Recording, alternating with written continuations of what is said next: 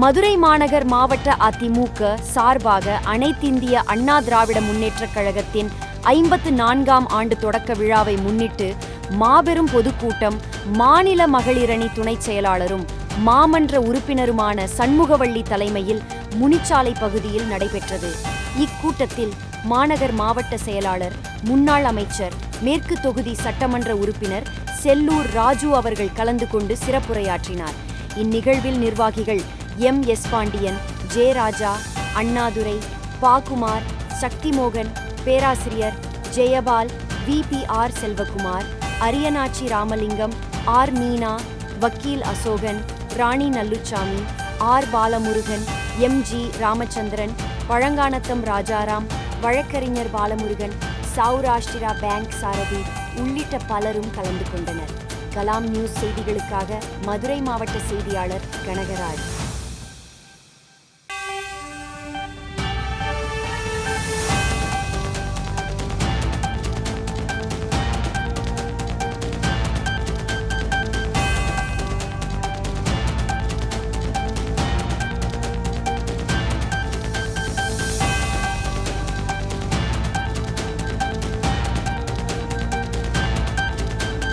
இப்ப நான் கூட நினைச்சேன் எப்படிடா கூட்டம் நடத்துறது. அன்பு சகோதரி சண்முகவள்ளி சொன்னாங்க, அண்ணே நீங்க பேசுற இடத்துல, தலைமை பேச்சாளர்கள் பேசுற இடத்துல, மேடையில நாம மழை மொழிந்தாலும் எவ்வளவு புயலே அடிச்சாலும் ஒண்ணுமே செய்ய முடியாத அளவுக்கு தகரத்தை போட்டு கிச்சின் அடைச்சிருக்கேன். எப்படின்னு கிச்சின் அடைச்சிருக்கேன் அப்படின்னாங்க. அதனால உண்மையிலே கூட்டம் எப்படி இருந்தாலும் நடத்திடலாம். ஒரு மணி நேரம் எங்களுடைய அவைத்தலைவருக்கு வழக்கம் கூட கேட்டேன், ஆனா அதெல்லாம் நம்ம நடத்தின கூட்டம், அதுனா மழை விட்டு கொடுத்துரும்னா, மழை நமக்காக ஒதுங்கிரும்னா அப்படின்னு. உண்மையிலே மீனாட்சியின் அருளாலும் நம் தாய் ஆக இருக்கின்ற புரட்சி தலைவர்களுடைய நல்லாசையாகும் புரட்சி தமிழர் எடப்பாடியார் நாளைய முதலமைச்சர் புரட்சி தமிழர் தான் என்ற அடிப்படையை அவனை பார்த்ததோடு இந்த கூட்டம் நடைபெறும்.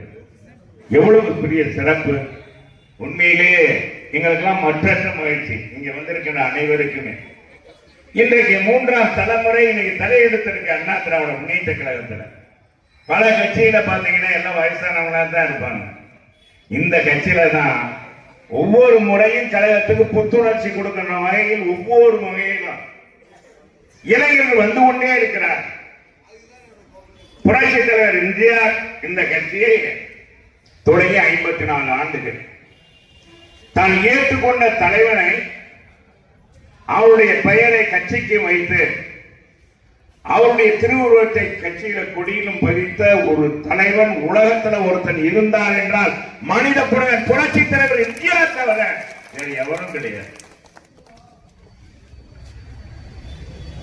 அவர் உருவாக்கிய இயக்கம் இன்றைக்கு ஏழை எளிய மக்களுக்காக, பாட்டாளி மக்களுக்காக 31 ஆண்டு காலம் ஆட்சியில் அமர்ந்திருக்கு. 54 ஆண்டு காலத்துல 31 ஆண்டு காலம் ஆட்சியில் அமர்ந்தது.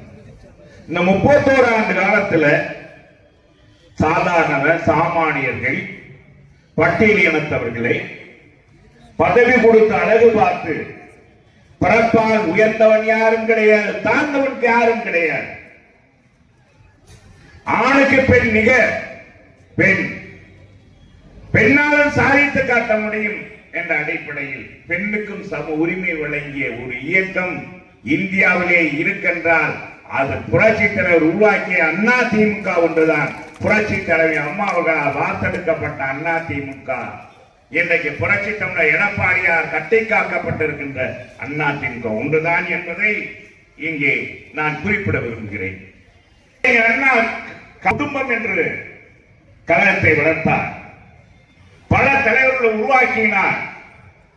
திறமைக்கு ஏற்ற பதவியை கொடுத்து அழகு பார்த்தார்.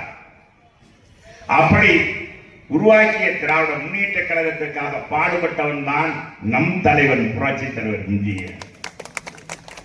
திராவிட முன்னேற்ற கழகம் ஆட்சியிலே தேர்தலை சந்திக்காது என்ற சூழ்நிலையில் கூட 1952 இயக்கத்திலே தொடங்கி அண்ணாவுடைய அன்பாலும் பாச பிணைப்பாலும் அறிவாற்றல் நிறைந்த நம் தலைவர் அவர்தான் நமக்கு வழிகாட்டி என்ற அடிப்படையிலே இணைந்து அந்த இயக்கத்தை பட்டி தொட்டியெல்லாம் பரப்பிய நம் தலைவனை கருணாநிதி வரகுலத்தன் தலைவரையே கையை வைத்தது போல கலைஞர் கருணாநிதி அவர்கள் புரட்சி தலைவரை தூக்கி வெளியே போட்டார், கட்சியிலிருந்து நீக்கினார். நீக்கியதன் அடிப்படையில் உருவாக்கப்பட்டதுதான் அண்ணா திராவிட முன்னேற்ற கழகம்.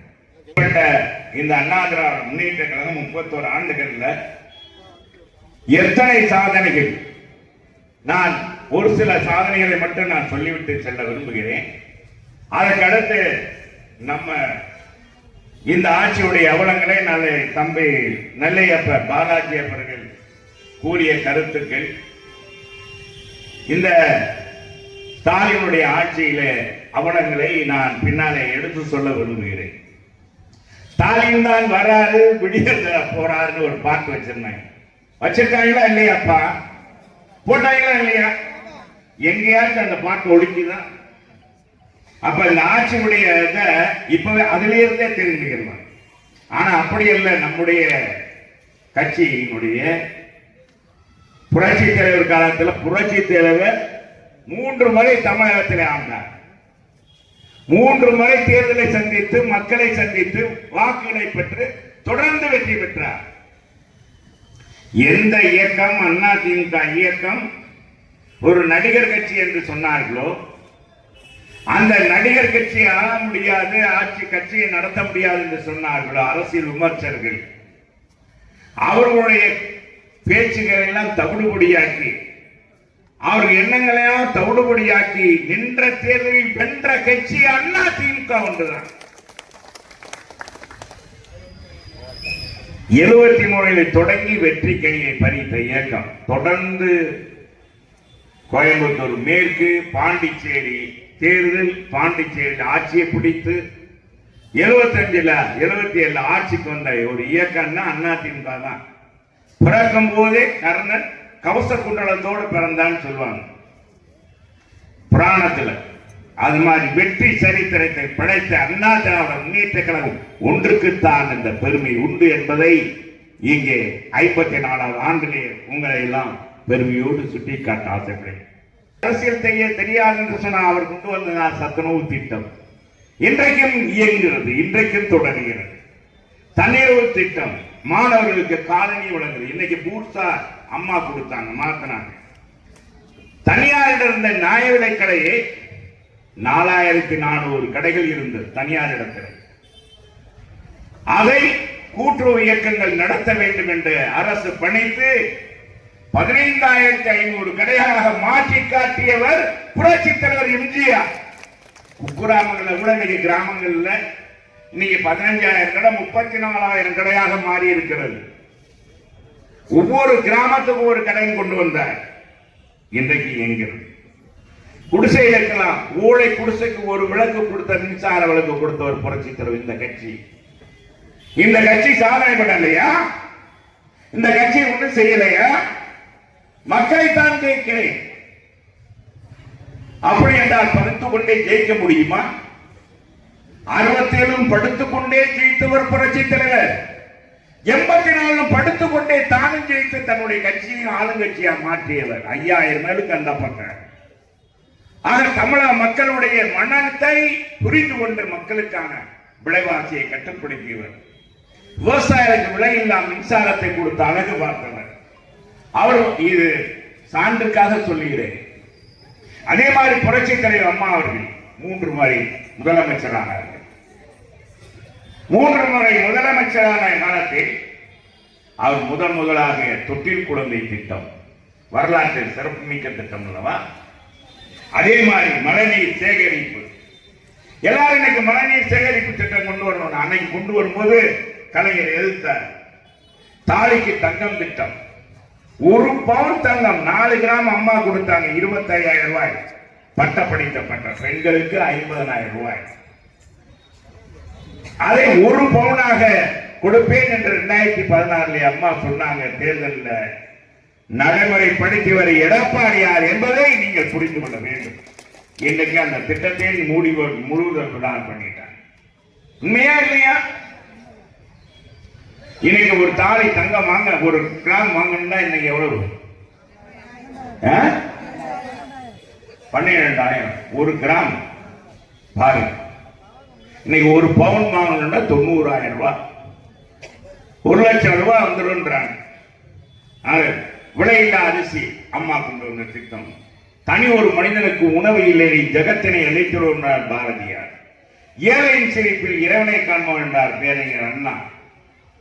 இவருடைய கனவுகளை நனவாக்கியவர் அம்மா.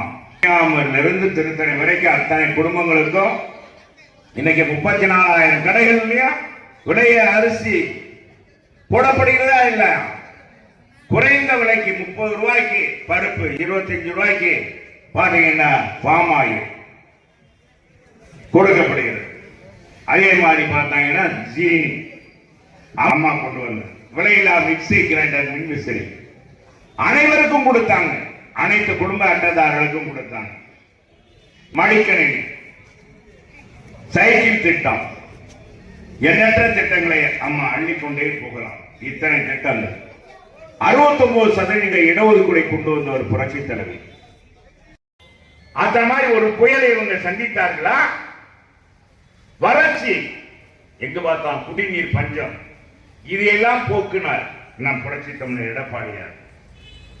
இயற்கை சீற்றத்தின் போது பாத்தீங்கன்னா விவசாயிகள் பாதுகாக்கப்பட வேண்டும் என்பதற்காக பாதிக்கப்பட்ட விவசாயிகளுக்கு பயிர் காப்பீட்டு திட்டம். இந்தியாவிலே அதிகமாக பயிர் காப்பீட்டு திட்டம் வாங்கி கொடுத்த ஒரு அரசு என்றால் அம்மாவுடைய அரசு, எடப்பாடியார் அரசு இல்லை. மாணவர்களுக்கு 7.5% இடஒதுக்கீடு, இப்படி எத்தனை திட்டங்கள். 11 மாதங்கள் விலையில் அரிசி, பருப்பு,